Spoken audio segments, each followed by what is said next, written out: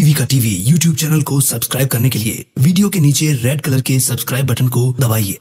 हमारे सभी वीडियोस की अपडेट पाने के लिए घंटी के बटन को दबाइए। लाइक करना और शेयर करना ना भूलें। देखते रहें टीवी का टीवी।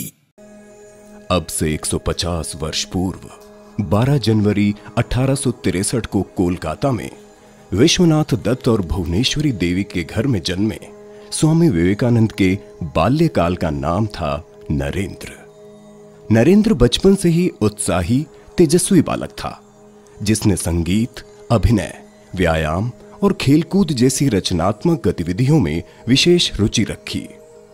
परिवार में आध्यात्मिक वातावरण का उन पर विशेष प्रभाव पड़ा। शिक्षा काल में पाश्चात्य विचारधारा के अध्ययन के उपरांत भी ईश्वर के अस्तित्व के प्रति नरेंद्र की उत्कंठा बढ़ती ही चली गई। इसी सत्य की खोज में अनेक संतों से भेंट के बाद जब एक शिक्षक ने नरेंद्र को बताया कि उनकी जिज्ञासा केवल श्री रामकृष्ण परमहंस ही दूर कर सकते हैं, तो नरेंद्र रुक न सके और शीघ्र ही पहुंच गए ठाकुर रामकृष्ण के पास। जब एक बार हरि नाम या राम नाम लेते ही रोमांच हो जाता है, आंसुओं की धारा बहने लगती है, तब निश्चित समझो कि संध्यादि कर्मों की आवश्यकता नहीं रह गई है। तब कर्म त्याग का अधिकार पैदा हो जाता है और कर्म आप ही आप छूट जाते हैं। उस अवस्था में केवल राम नाम, हरि नाम या केवल ओमकार का नाम जप करना ही पर्याप्त है। रुक क्यों गए नरेंद्र? चलो ना भीतर।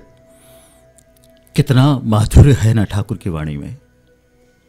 उनके बोलने में व्यवधान ना पड़े, इसीलिए मैं रुक गया। पर अब तो भीतर चल सकते हो। देखो, ठाकुर श्री रामकृष्ण देव तुम्हारी ही ओर देख रहे हैं। प्रणाम आदरणीय। आओ, यहां बैठो। ठाकुर, ये वही नरेंद्रनाथ दत्त है जिसने उस दिन मेरे घर पर मधुर भजन गाया था। हाँ, अच्छा भजन था वो। नरेंद्र, और क्या सीखा है? कोई बंगला गीत गाते हो? जी, बंगला में तो अभी 2-4 गीत ही सीखे हैं। तो फिर आज उन्हीं में से कुछ सुनाओ। हाँ हाँ, गाओ नरेंद्र, ठाकुर सुनना चाहते हैं। मन चलो निज निकेतन, मन चलो निज निकेतन, संसार विदेश विदेश शीर देश भ्रम कैनो अकारणे, विषय पंचक आर भूत गण, सब तोर पर कयो नयन आपन, पर प्रेम केनो होय अचेतन, भूली छो आपन जने, मन चलो निज निकेतन। नौरेन, तू इतने दिनों के पश्चात आया। मैं किस प्रकार तेरी प्रतीक्षा कर रहा था, तू सोच भी नहीं सकता। इन विषयी मनुष्यों की व्यर्थ की बकवास सुनते सुनते मेरे कान जले जा रहे हैं। अपने मन की बात नहीं कह सकने के कारण मैं बड़ा व्याकुल हो गया रे। किंतु मैं तो आपको पहली बार मिल रहा हूं। प्रभु, मैं जानता हूं प्रभु, आप वही पुरातन ऋषि हैं, नर रूपी नारायण हैं। जीवों की इस दुर्गति से उद्धार करने के लिए आपने पुनः संसार में अवतार लिया है। मैं अवतार? ये आप क्या कह रहे हैं? मैं तो नरेंद्रनाथ दत्त हूं, श्री विश्वनाथ दत्त का पुत्र। तू ठहर, मेरी प्रतीक्षा यहीं करना, कहीं जाना नहीं। मैं अभी आया। ले नौरेन, ये प्रसाद खा ले। माखन मिश्री का प्रसाद लाया हूं तेरे लिए, मेरे हाथों से खिलाऊंगा तुझे। आप ये मिठाई मुझे दे दीजिए, मैं अपने मित्रों के साथ बांट कर खाऊंगा। खाएंगे ना? वे भी खाएंगे। पहले तू तो खा ले नौरेन। बोल, तू शीघ्र ही एक दिन मेरे पास आएगा ना? अकेला? बोल नरेन, आएगा ना? बोल ना नौरेन, आएगा ना मेरे पास?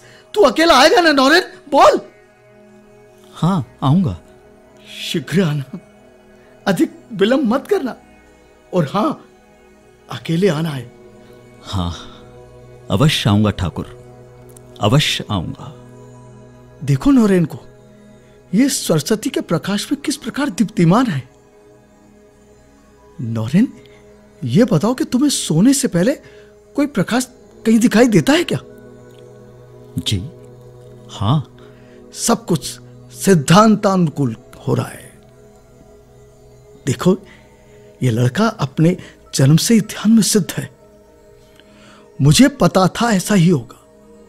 तुम लोगों को जैसे मैं देख रहा हूं, तुम लोगों से बातचीत कर रहा हूं, वैसे ही ईश्वर को भी देखा जा सकता है और उनसे भी बात की जा सकती है। परंतु वैसा चाहता कौन है? लोग स्त्री पुरुष के शोक में घड़ों आंसू बहाते, घड़ों विषय और धन के लिए तरसते हैं, किंतु ईश्वर के दर्शन नहीं हुए इसका दुख किसे होता है? कोई ईश्वर को पाने के लिए व्याकुल होकर पुकारता है तो ईश्वर उसे अवश्य दर्शन देते हैं। क्या आपने ईश्वर के दर्शन किए हैं? हाँ, बिल्कुल। मैं ईश्वर को वैसे ही देखता हूं जैसे तुम्हें देख रहा हूं। फिर तो नरेंद्र जैसे ठाकुर रामकृष्ण के ही हो गए। श्री रामकृष्ण के आध्यात्मिक मार्गदर्शन और प्रेम ने नरेंद्र को जीत लिया। नरेंद्र ने भी एक शिष्य से अधिक प्रेम ठाकुर को दिया। अनेक पारिवारिक कठिनाइयों से जूझते हुए नरेंद्र आध्यात्मिक साधना में लीन हो गए। समय व्यतीत होता चला गया।